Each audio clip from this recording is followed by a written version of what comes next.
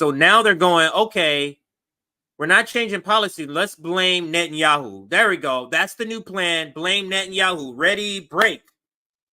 And this is the plan they are now executing. So let's move to that part. Because of what's happening to Joe Biden, because of the Biden administration, and because of the protests, and because of the pro-Palestinian advocates that fall into categories of people of color, Black people who aren't supporting Biden because of it, young people, progressives, all of these categories of people, because they're not going to change policy and they can't necessarily get all of them, they want to change messaging and try to fool some of those people who are on the fence. Just fool them. Well, they said something good, because a lot of people fall into that category where they're virtue signaling, and that's enough. And so enters the pivot to blaming it all on Netanyahu. And this is Caitlin Johnstone's take on this. And it's titled, "They're really going to try to lay all the blame for Gaza on Netanyahu." And she talks about how ridiculous this is. Let's listen to Caitlin. They're going to try to lay all the blame for Gaza on Netanyahu. I don't know. It felt like that wasn't the beginning. Let me go all the way back. Maybe it was a split second. They're really going to try to lay all the blame for Gaza on Netanyahu. Notes from the edge of the narrative matrix. They're really going to try to pin all the blame for the incineration of Gaza on Benjamin Netanyahu so that nothing has to change when this is over.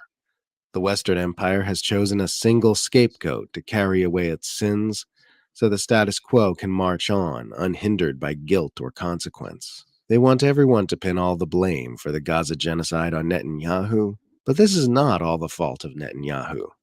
It's the fault of the entire state of Israel. It's the fault of Joe Biden. It's the fault of the Democrats. It's the fault of all the Israel supporters on Capitol Hill. It's the fault of the Western press. It's the fault of the Israel lobby. It's the fault of the unelected empire managers in U.S. government agencies. It's the fault of the entire U.S. empire and all its imperial member states like Australia, the UK, the EU, and Canada. By trying to make this mass atrocity solely the fault of Netanyahu and not the giant, sprawling network of immensely powerful institutions which made it possible, they are working to ensure that no changes will need to be made to any of those institutions. It's like how they made a scapegoat of Judith Miller for the entire mass media's war propaganda in the lead up to the Iraq invasion, and let all the blame for the war hang on Bush, before completely rehabilitating Bush's image during the Trump administration and deciding he's a pretty great guy after all. No meaningful changes were ever made to ensure that the U.S. power alliance never repeats its horrible crimes after Iraq, which is why it keeps repeating horrible crimes. The trouble with Israel apologia on Gaza is that at first its talking points sound legit if you don't know much about Israel-Palestine. Israel has a right to defend itself, they need to get rid of Hamas because of October 7th, etc., would sound entirely reasonable if you didn't know that Israel is a settler colonialist apartheid state who has been murdering, abusing, and stealing from the indigenous population of the land for generations. The amount of energy needed to see through the talking points is far greater than the amount of energy needed to speak them. It's one of those a lie gets halfway around the world before the truth even gets its pants on kind of deals. Which is why it's miraculous that so many people around the world are getting educated enough to see through the lies and support the Palestinians. How are they getting educated enough? Mostly through online content, which sums up the situation quickly and concisely enough for them to understand easily. That's the only way the truth can move quickly enough to catch up with the lies. And that's the role TikTok has played here, which is why we've seen Israel lobbyists and the ADL shrieking their lungs out about it for months.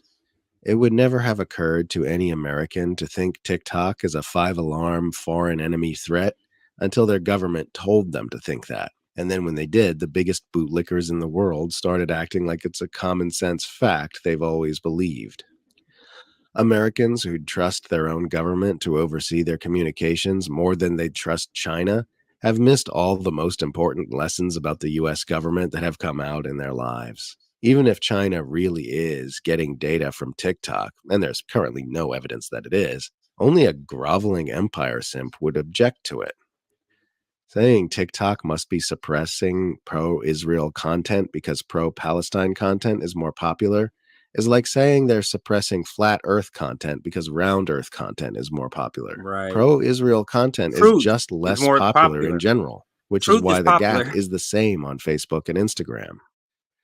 The US government is like, no, it's not censorship. We're just using state power to ensure that popular speech platforms are only allowed to exist if they can be controlled by US government agencies. Israel has done so much fucked up shit in the last few days, we've already forgotten the news that they literally tortured UN staff to extract false statements about UNRWA having Hamas connections. They tortured UN staff. If we had anything remotely like objective news reporting in the Western press, this would have been the top story everywhere for days. Once you see how evil Israel's actions are, you start to understand why its defenders need to resort to just calling everyone who criticizes Israel a Jew hater. When Israel apologists say anti-Semite, it's just a meaningless noise made to hurt the feelings of the person it's said to. Once you realize this, it starts to land in exactly the same way as any other infantile name-calling from anyone else who has lost the argument. That's such a perfect ending by Caitlin Johnstone